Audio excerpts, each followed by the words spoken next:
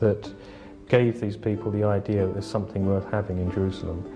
It's speculative, but it's a good speculation. It seems a very logical thing. You have people studying these old documents who suddenly want to get their people to some of these old places mentioned in these documents. They're looking for something. Personally, I honestly don't know what it was they found, except that people considered it important. Nobody knows for sure. Whatever it was, nobody knows where it went. And it's a real mystery. But there's no shortage of theories, any of which could be correct. Documents, Ark of the Covenant, Holy Grail, whatever that is. But they certainly had their secret. A very old text records the find. We repaired to the secret vault and let down one of the companions as before.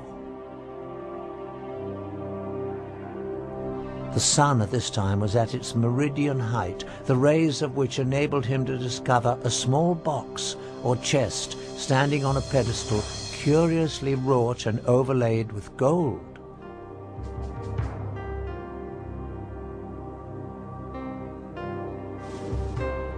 He gave the signal of ascending, and it was immediately drawn out. We have brought it up for the examination of the Grand Council. Just what was in this small box that got the Templars so excited?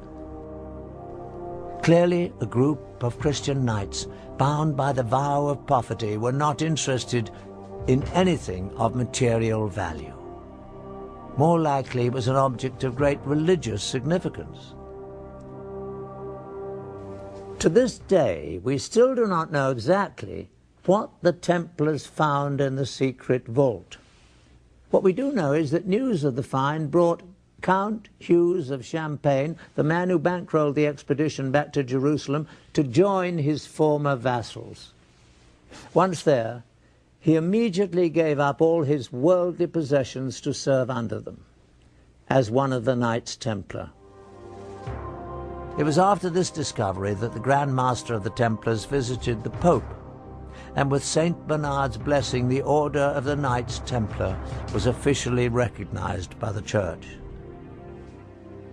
All over Christendom, men rushed to join the Knights, leaving behind their families, giving over all their worldly possessions, and taking on the difficult vows of poverty and chastity.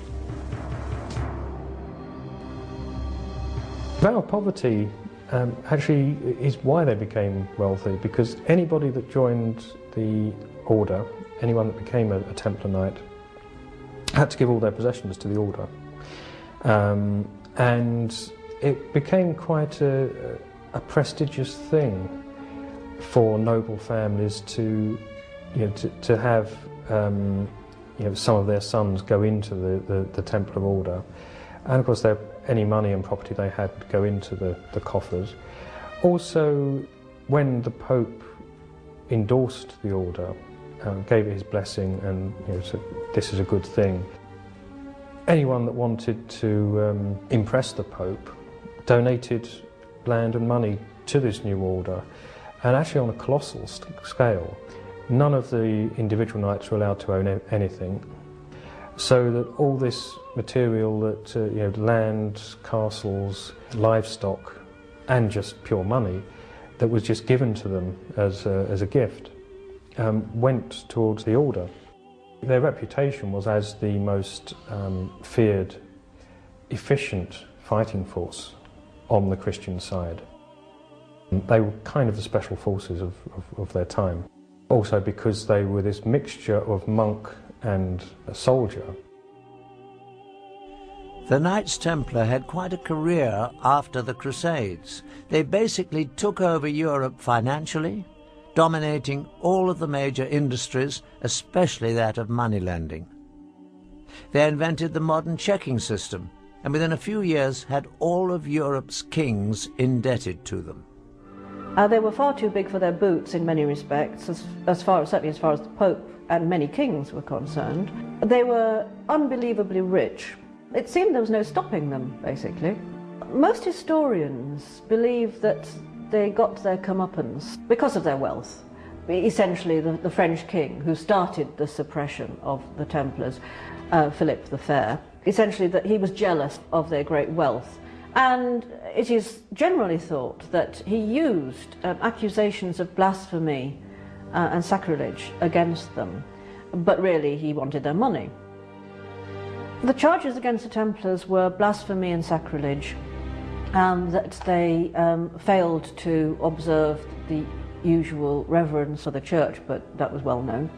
There were sexual elements in the charges, but then there always are, when you think about it, in charges against heretical groups.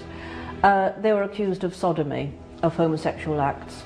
They were accused of spitting and trampling upon the cross, of worshipping not just a bearded severed head, but in some extraordinary cases they were accused of worshipping the severed head of a cat. The Catholic Church got the confessions that it needed to suppress the Templars. On Friday the 13th, 1307, the Pope officially disbanded the Order of Knights. Their Grand Master was burned at the stake. By the middle of the 1300s, the Knights of Templar seemed to have completely disappeared and their treasury confiscated.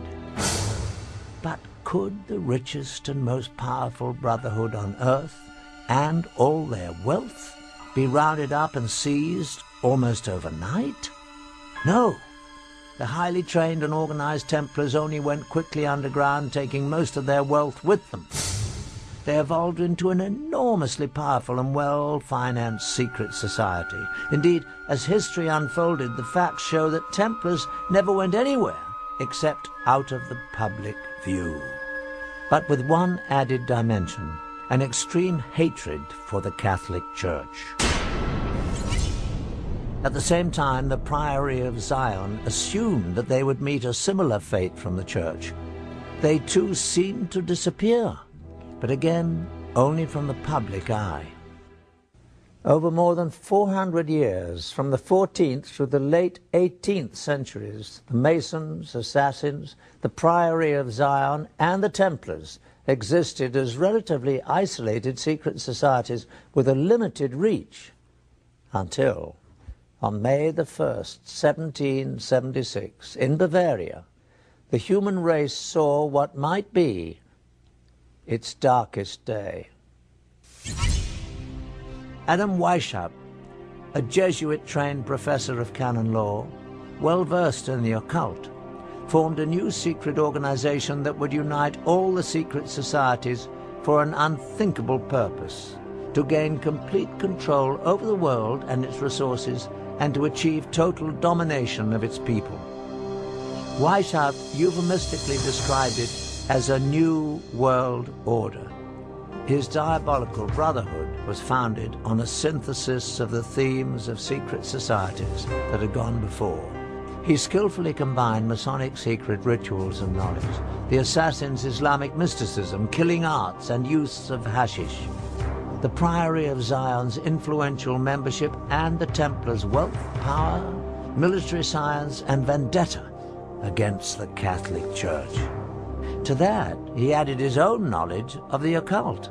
It was not an accident that he chose May the 1st, a very important date on the Satanic calendar, for the founding of his society. The group was called the Illuminati. The public translation was intellectually inspired. But Weishaupt himself said in private that the word was derived from Lucifer and meant holders of the light. The official seal of the Brotherhood was a mystical, unfinished pyramid, and an eye above it with rays of light emanating in all directions.